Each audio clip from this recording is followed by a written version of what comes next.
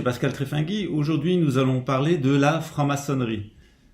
Depuis quelques années, malheureusement, la franc-maçonnerie a très mauvaise cote puisqu'on l'associe systématiquement au nouvel ordre mondial et au programme des Illuminés de Bavière, de domination du monde. Donc aujourd'hui, dans ce post, j'aimerais revenir sur l'histoire de la franc-maçonnerie, une histoire très courte qui permet d'avoir les idées bien claires sur à qui on a affaire.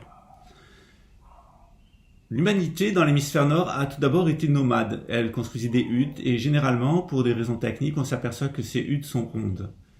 Ensuite, l'humanité s'est sédentarisée, on s'aperçoit qu'elle est dans des maisons carrées. Alors pourquoi cette inversion? Tout simplement parce que la Terre est représentée comme un carré et le ciel est représenté comme un cercle. Donc les nomades, ils suivent la quadrature du cercle, c'est-à-dire qu'ils vont suivre les courants géomagnétiques pour se positionner à distance égale avec les étoiles, c'est le phénomène du nomadisme, tandis que les sédentaires, c'est le contraire. Eux, ils vont vivre dans des maisons carrées, des maisons de terre, et ils vont suivre la circulature du carré à l'intérieur de leur propre corps. Donc on a deux phénomènes, les nomades qui ont une recherche extérieure et les sédentaires qui ont une nomade intérieure. Donc je renvoie de nouveau à Platon dans le discours de la République où il nous explique que en fait les nomades, quand ils passent au sédentarisme, ils ont intérêt à ce qu'il y ait un nomade qui reste à la tête de la société, qui est l'empereur, le calife, le roi philosophe, l'impérator, le grand monarque qui va donc rester à la tête de la société. Ensuite, il y a les quatre natures psychiques, les quatre natures intérieures qui vont se développer. Ceux qui prient, qui soignent, qui enseignent, qui méditent, qui sont donc le clergé, les oratores. Ensuite, ceux qui combattent à l'intérieur et à l'extérieur de la société et qui administrent, c'est-à-dire les bellatores. Ensuite, les laboratores, ceux qui produisent des biens à destination de tout le monde. Et ensuite, les serviles, ceux qui prestent des services dans l'intérêt de tous. La franc-maçonnerie, elle n'est pas apparue immédiatement. Ce qui est apparu en premier lieu, c'est la maçonnerie, notamment les corporations de métiers des Égyptiens. Donc les Égyptiens avaient un corps de métier tout à fait dédié à la construction, notamment à la construction des pyramides. Leur savoir qui était élevé dans l'Antiquité s'est transmis aux autres civilisations. Ils le tenaient même de Sumer et la civilisation sumérienne, sans doute de la civilisation hyperboréenne, donc dans la péninsule de Kola, en Scandinavie. Cette maçonnerie, elle a connu des hauts et des bas selon les connaissances en mathématiques, en géométrie sacrée et dans différentes sciences traditionnelles. Et ensuite, elle s'est parfois perdue et parfois elle a été retrouvée. Au Moyen-Âge, nos maçons, ceux qui construisent les cathédrales, ils subissent un double héritage. Donc ils ont un héritage des Faber romains, donc ces constructeurs romains dont ils ont gardé peu de choses, mais surtout ils reçoivent à partir de Charlemagne une aide de l'islam. C'est particulièrement vrai après la captivité de Saint-Louis en Tunisie, au moment où s'initie l'art gothique en France, c'est-à-dire que les constructeurs musulmans lors de la captivité de Saint-Louis, vont transmettre toutes leurs connaissances à l'entourage du roi de France et cette explosion, ce boom architectural qu'on le connaît en France est dû à l'apport de la civilisation des Omeyyades, en particulier en Espagne, mais aussi de ce qui a été rapporté des croisades qui ont eu un double effet, c'est-à-dire tandis que les chrétiens ont apporté la destruction dans le monde islamique, et bien le monde islamique a apporté la connaissance dans le monde chrétien. C'est d'autant vrai que les Templiers, qui ont fini par pratiquer une religion en marge du catholicisme, hérité de Saint Jean Baptiste, avaient eux-mêmes leur propre corps de maçons. Donc après la destruction de l'ordre du Temple, les grands chefs de l'ordre du Temple vont se réfugier, pour la plupart d'entre eux, des très grands chefs en Écosse, et là ils vont apporter la connaissance on appelle les opératifs, ceux qui font les opérations de maçonnerie. On va en rester ainsi jusqu'à la fin du Moyen-Âge et le début de la Renaissance. Il y a un renouveau des antiquités gréco-latines à la Renaissance et une redécouverte des procédés de construction donc antiques, aussi bien des Romains, des Grecs, et un intérêt pour les constructions des Égyptiens. Ce qui va se passer, c'est qu'au XVIIe siècle, on a un fort rejet du catholicisme romain pour ses abus. Donc on sort de la fin du Moyen-Âge, qui est une période d'inquisition, d'intolérance religieuse et de sectarisme, et un intérêt pour la science. Cette science, elle vient des Arabes, en particulier de la civilisation d'Andalousie, et elle vient aussi des Juifs.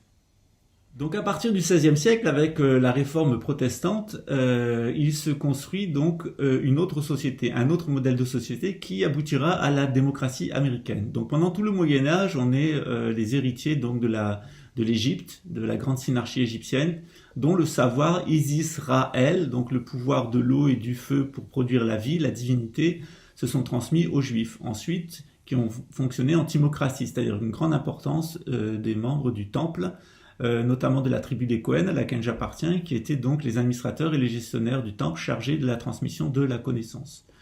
Ensuite, cette connaissance des Cohen, elle va se transmettre à l'oligarchie capétienne, à l'oligarchie européenne. Et lorsque l'oligarchie européenne va se décomposer ainsi que le catholicisme, on a l'apparition d'une nouvelle sorte de christianisme sous l'influence du protestantisme anglo-saxon, français et allemand. Ce protestantisme, il va agir en rejet du catholicisme.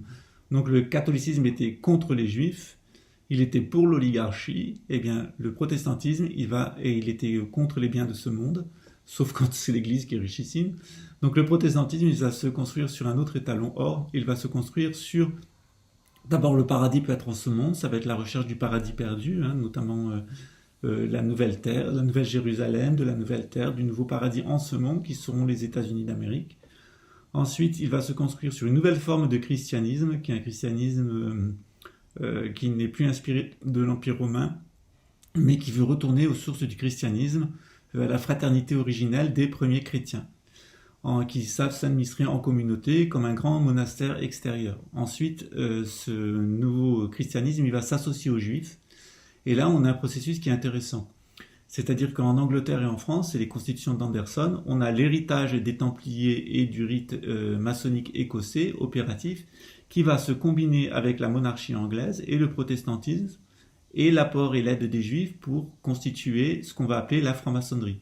Donc on a les 3 degrés de base qui sont les loges bleues, apprentis, compagnons, maîtres, qui sont hérités du Moyen-Âge, et on a au-dessus, pour le rite écossais, 33 degrés qui sont inspirés de la Kabbale, qui sont les couloirs interséphirotiques de l'arbre de la vie, l'arbre kabbalistique en fait, l'arbre complet. Il a 12 séphirotes et 32 nerfs de circulation entre les 32 séphirotes. L'arbre que nous connaissons, l'arbre de la connaissance du bien et du mal, il en a évidemment seulement 10 et avec 22 couloirs interséphirotiques qui donnent les 22 lettres de l'alphabet hébraïque. C'est pour ça que dans la tradition islamique, on dit qu'à la fin des temps, lorsque l'arbre de vie sera redécouvert et que l'arbre de la connaissance du bien et du mal sera abandonné, eh bien tout simplement, on aura accès à nouveau aux 32 lettres de l'alphabet adamique. Donc cette franc-maçonnerie, elle se construit en Angleterre et un petit peu en France, notamment à Bordeaux, à partir de ces connaissances opératives et l'aide des Juifs qui vont aider à construire les degrés supérieurs du rite écossais, les 33 degrés qui sont en rapport avec les 33 degrés de la colonne vertébrale. Ce qui va se passer, c'est qu'on a un autre avatar du judaïsme, c'est-à-dire que le talmudisme d'Europe de l'Est, donc les Khazars, donc ces peuplades d'Asie centrale, lorsqu'elles se sont migrées vers la Pologne et le Portugal, elles ont apporté leur propre culture et elles ont modelé la civilisation de façon différente. Au Portugal, la civilisation s'est orientée vers le colonialisme, avec l'usure notamment, qui en est la cause. Tandis qu'en Europe de l'Est, on a un phénomène qui est assez extraordinaire et qui est très intéressant, qui est l'illuminisme talmudiste, l'illuminisme juif, ashkénaze d'Europe de l'Est. Il y a de très grands maîtres talmudistes qui étaient vraiment de très grands maîtres spirituels, qui avaient véritablement des expériences intérieures parfaitement authentiques. Là, on est dans un judaïsme qui est parfaitement orthodoxe, qui était en rejet de la Kabbale à cette époque-là, mais qui ensuite y viendra. Donc ce judaïsme, cet illuminatisme, en fait, il va animer la communauté juive d'Europe de l'Est, talmudiste, donc d'origine khazare, qui devient de plus en plus juive, en fait, qui est de plus en plus conforme à la tradition juive originelle, et qui va être brisée. C'est-à-dire, d'abord, un premier phénomène est le fait que cet illuminatisme juif, notamment le hassidisme, il va se communiquer aux chrétiens. Et là, il y a une réaction qui va être l'illuminisme protestant allemand, germanique. De cet illuminisme protestant germanique va sortir les illuminés de Bavière, avec leur propre programme. Donc contrairement aux Anglais et aux Français qui ont un programme démocratique, qui va donner naissance à la République démocratique des États-Unis, les illuminés de Bavière, qui sont héritiers de l'illuminisme juif talmudiste d'Europe de l'Est, eux, ils ont un autre programme, qui est un programme tyrannique, un programme de gouvernement mondial. La famille Rothschild va adhérer à ce programme. Adam Weishaupt va être arrêté par les autorités prussiennes Et les ordres des Illuminés vont tout de même migrer dans toute l'Europe où ils vont donner naissance au Grand Orient. Donc les différents Grands Orients, notamment le Grand Orient de France, est un héritier de l'ordre des Illuminés de Bavière, qui va rentrer en conflit avec la maçonnerie anglaise, anglo-saxonne, notamment la maçonnerie américaine. Ce qu'on va s'apercevoir, c'est que cet illuminisme juif qui est devenu chrétien, qui a donné naissance aux Illuminés de Bavière, va essayer de prendre contrôle de la franc-maçonnerie démocratique. Donc c'est ce qui va se passer en plusieurs étapes. D'abord, ils vont rentrer en Angleterre et prendre le contrôle du rite orangiste et de la famille royale d'Angleterre. Et ensuite, notamment les Rothschild qui sont à leur tête, mais aussi d'autres familles, 13 familles en tout, vont prendre le contrôle des États-Unis. Et avec Albert Pike, ils vont détruire la franc-maçonnerie démocratique républicaine anglo-saxonne et ils vont imposer l'illuminisme, notamment les doctrines de l'ordre des Illuminés de Bavière, dont le propos est de créer une tyrannie, cette tyrannie que l'on connaît sous le nom de Nouvel Ordre Mondial. Donc il est très injuste, 1, d'accuser les maçons d'être responsables du Nouvel Ordre Mondial, 2, d'accuser les francs-maçons d'être responsables du Nouvel Ordre Mondial, puisque les francs-maçons ont pris aux maçons leur symbole et les Illuminés de Bavière et toutes les sectes qui ont suivi pour créer le Nouvel Ordre Mondial ont vampirisé l'intégralité du matériel symbolique et intellectuel des francs-maçons franco-anglais, anglo-saxons et français. Donc on a une prise de contrôle par la finance d'origine allemande, dont une partie, seulement une toute partie, un 13e est d'origine talmudiste comme les Rothschild, mais les 12 13e sont parfaitement chrétiens. Donc il est tout à fait faux de dire que le Nouvel Ordre Mondial est juif. Le Nouvel Ordre Mondial est à 12 13e chrétiens et à 1 13e talmudiste. Ces 12 13e, ils sont aussi bien protestants que catholiques.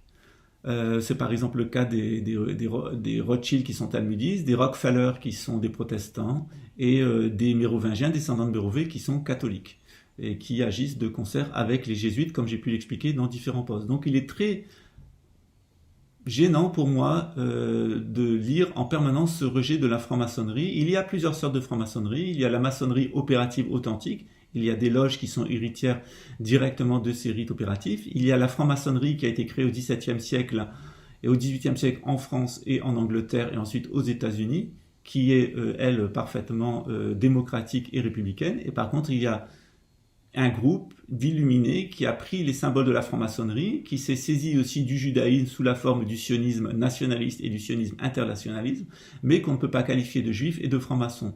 Donc, trouver en permanence sur Internet des posts qui promeuvent une haine totale de la franc-maçonnerie et une haine totale du judaïsme, je pense que c'est indélicat. Ça ne rend pas justice, 1, aux juifs, et 2, aux maçons, et d'autant aux francs-maçons.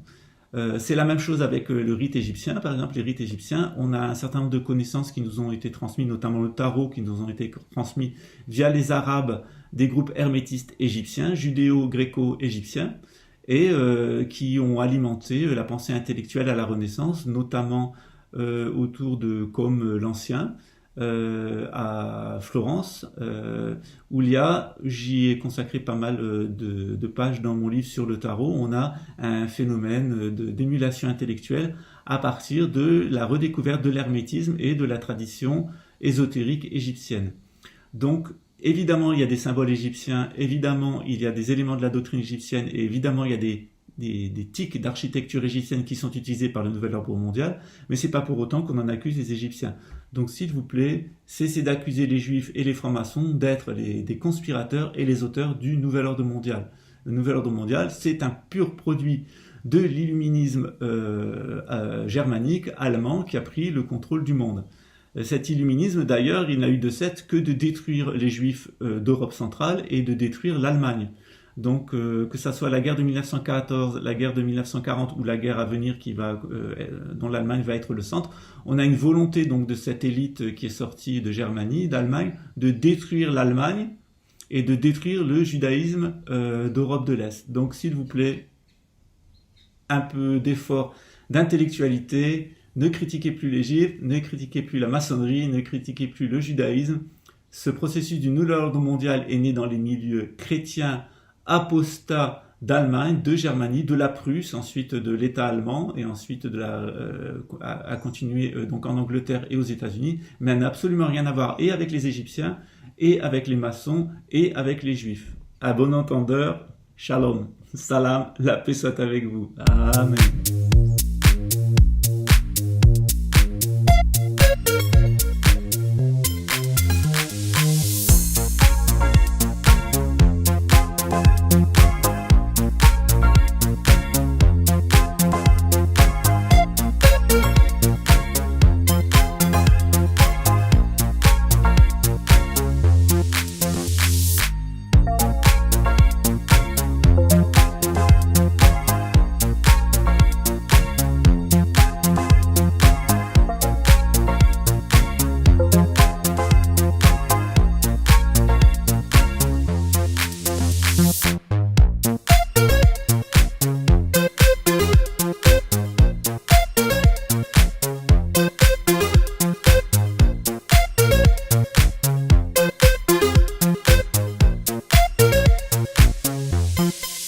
I don't want to shut my mouth. I want you to listen to